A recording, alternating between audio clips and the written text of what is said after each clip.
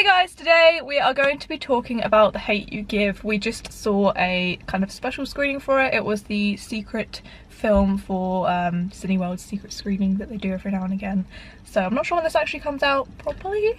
I think I saw a poster for it was like 22nd-ish of October. Okay, so it's like this month, so yeah. You know. We follow a teenage girl named Starr who lives in a rough neighbourhood, and she sort of lives a double life. She lives in this rough neighbourhood and has her family and her friends there, and then her mum has put her and her two brothers into another school, which is, I don't know, it's like a private school, yeah, like so, you know, safer. You're less likely to get into bad stuff if you go to that school, basically.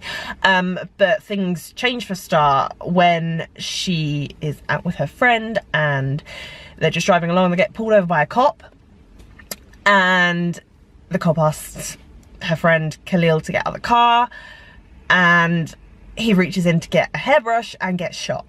And this is very much a film about police brutality against black people, and basically how it's still going on. Yeah, it's like it's such an important film. Yeah, like it gives you the point of view from an actual perspective of somebody who's black and how it has influenced their life. Like, there's a scene at the beginning where her dad is explaining to her what she should do in a situation like that. He explains her rights to her, and it's just a lot. It's a lot, it really is. It is a lot. But after this situation happens, Starr just feels that she can't be two people anymore, that she needs to use her voice as a black person to raise awareness about what actually happened to Khalil on that night. Yeah.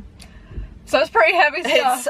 It's very heavy, but it's extremely important for this to be told. This was based on a book as well. Yep. By, I think, the same name. I'm not really sure. I think it is, yeah. I was kind of like blown away because you see obviously so much of it on the TV. Most of the time it doesn't happen in the UK, so we are very lucky in that respect. Not that things like that don't happen here. It's just very less frequent in our kind of culture because we have gun control and all those things. So makes our lives a little bit easier. I know we're speaking from white privilege as well, that we don't have to deal with anything like that. So obviously we don't want to comment on that respect because we have no idea what it is like. But I feel like this gives you a perspective of it, like you said. We're not used to seeing the actual perspectives of it. You see pictures, you see names, but you never really see the stories behind it, and I feel like that was a really great almost like a documentary, you know. Like, I think they showed how the media sort of shows it, how they sort of manipulate it to make the victim seem, you know, the bad person, the bad guys, even though they're the ones that were murdered. They're the ones that were murdered. I feel like it very much represents how the media does that, because I remember a couple of years ago something like that happened and they were just like, oh, he was in drugs and blah blah blah. It's just like, but he's a human being, you know, literally, like, still a human being. Still a human being. But yeah, this just it was just great. I literally probably had tears in my eyes for like 80% of that whole film. Yeah. Because it was just such an emotional thing. Like, there's some shocking moments. There really was, and I feel like I know it is like a somewhat fictional because, you know, it's made to be cinematic. Yeah. But I feel like it was done in such a way that was like somewhat respectful of when these things happen. Again, I have no perspective of that because I have never had this happen to anyone I know, but I feel like it was done in a way that was, you know, educational as well as being like, I guess it's entertainment, but it's not, you know what I mean? Yeah. Like, it's a weird line of being, you know, an enjoyable film, more of just like an educational film that I feel like people need to watch, because just, I mean, it's not all heavy. There is some great moments. There are some great, sweet, like genuinely nice family moments. Yeah, there really is. Some comedic moments, you know. It's not all just constant heavy stuff. It very much replicates real life sort of thing.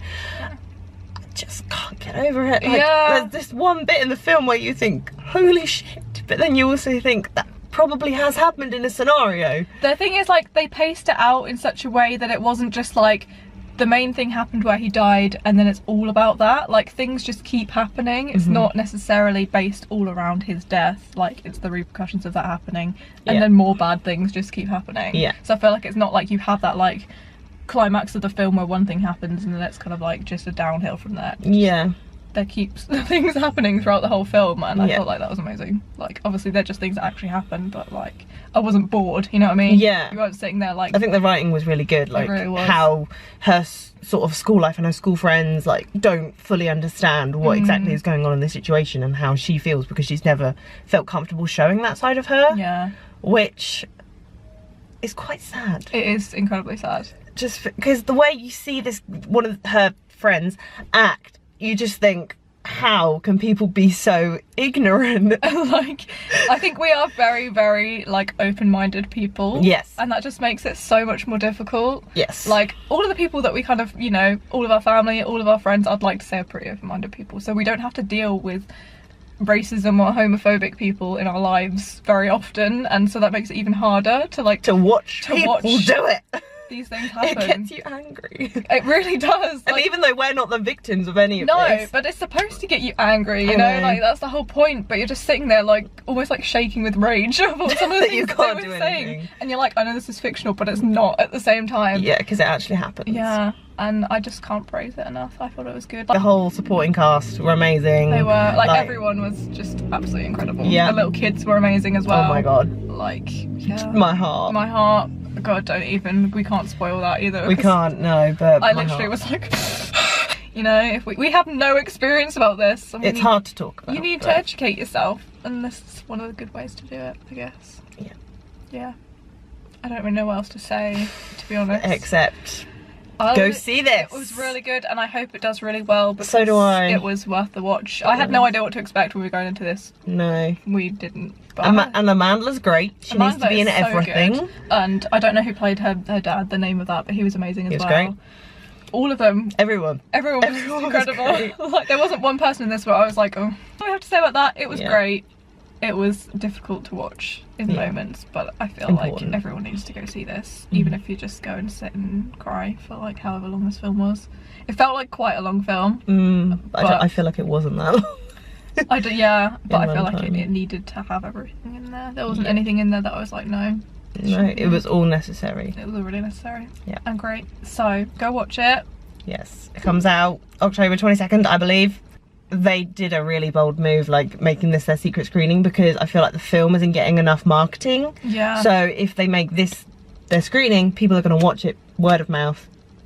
People need to see this film. It was basically smart. I mean, it annoys me that it's not getting as much publicity, because I haven't seen like any adverts. I think I've seen the trailer like twice. I haven't seen the trailer. I don't think I remember seeing the trailer in front of like in the cinema. I've seen it on like YouTube videos and things like that, but I haven't actually seen it in the cinema, and that is bugging me, because you see friggin' Fantastic Beasts, which is zero important. Okay, as much as I loved A Star Is Born, I saw that trailer like 20,000 fucking times.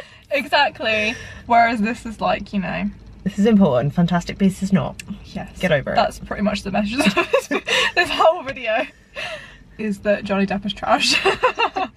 And Amanda Stenberg is amazing. Yeah, basically. So anyway, we will see you guys next week. I don't know what with. A lot of things potentially. I don't know what we're going to do. We'll see what's We've got going some on. things to see.